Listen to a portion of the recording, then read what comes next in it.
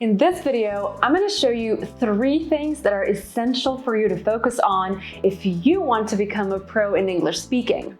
And no, I'm not talking about some quick tips and tricks that will skyrocket your spoken English in a month, but I'm going to give you some real and effective advice that work. So make sure you stay until the end if you want to get inspired and take action.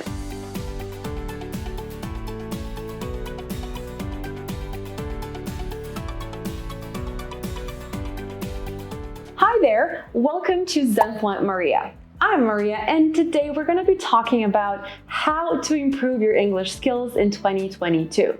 If you're looking for some effective advice, then keep watching because I'm going to show you exactly what it takes. It's already the new year, and hopefully you've made some resolutions to better your skills in speaking English. If you haven't yet decided on what you need to work on this year, let's dive right in. The first thing you need to focus on is setting a goal. Well, I'm sure you've heard this a million times, but having the right mindset is everything, especially when it comes to learning a language, learning a new skill, or anything new, really. Setting proper goals will give you the clarity you need and will help you stay focused on the long run. As a matter of fact, having goals gives us direction and purpose. However, we often want certain things, or we dream of certain achievements, or even set goals for the future without a specific plan. We just simply want things to happen, and we think this is goal setting. So most of the time, we mistake a simple wish for a proper goal. And this is where most of us fail to accomplish our plans for the future. So now you're probably wondering, what is the difference between a wish and a goal? Well, let me give you 2 examples. The first one is, I want to become fluent in English. And then the second one is, I want to improve my fluency level of English by the end of December 2022. Now, can you spot the difference?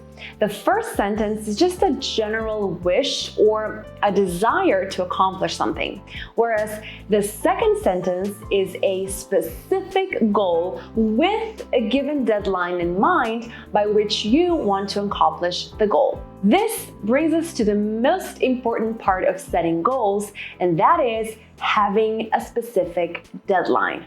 So if your goal is to improve your English fluency level, for example, try to be as specific and as detailed as you can, and be honest with yourself and set realistic goals with realistic deadlines. Here are some amazing examples of English fluency goals. The first one is, I want to learn 15 new words by the end of August, or listen to a podcast every day for 1 month to improve my listening skills, or even speak to a friend in English for 15 minutes every day for 3 months. Sounds about right, right?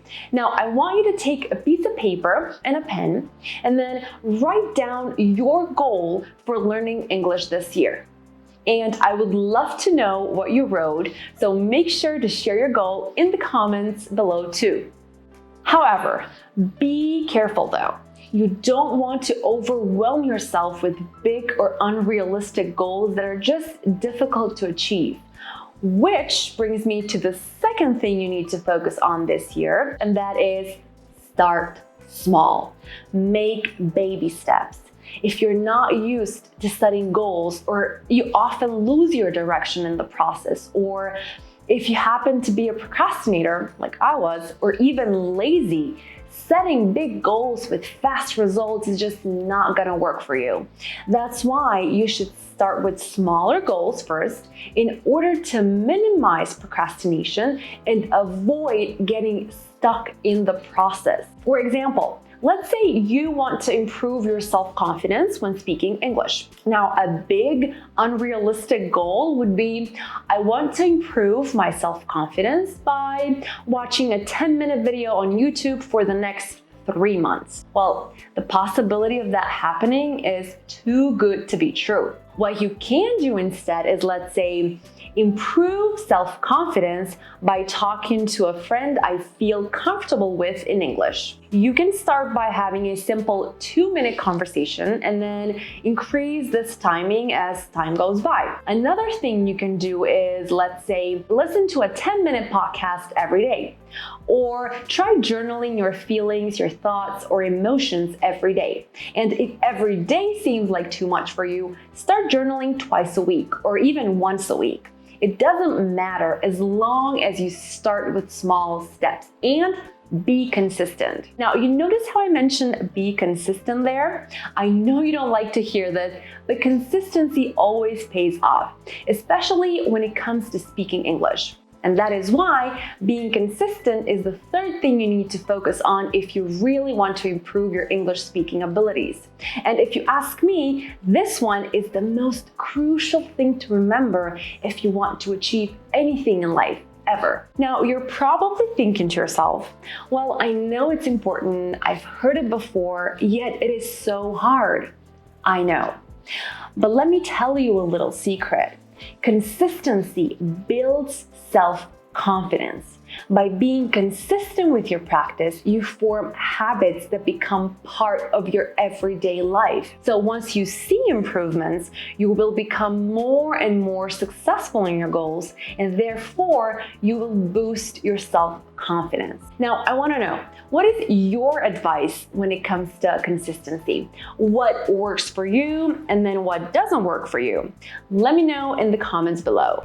And that is it for today's video. I hope this video has inspired you to follow through with what you're passionate about in order to reach your dreams of learning another language. If you made it till the end of this video and you haven't subscribed yet, make sure to hit that subscribe button so we can keep each other motivated along the way. I wish you a wonderful, beautiful day, and I will see you in the next one.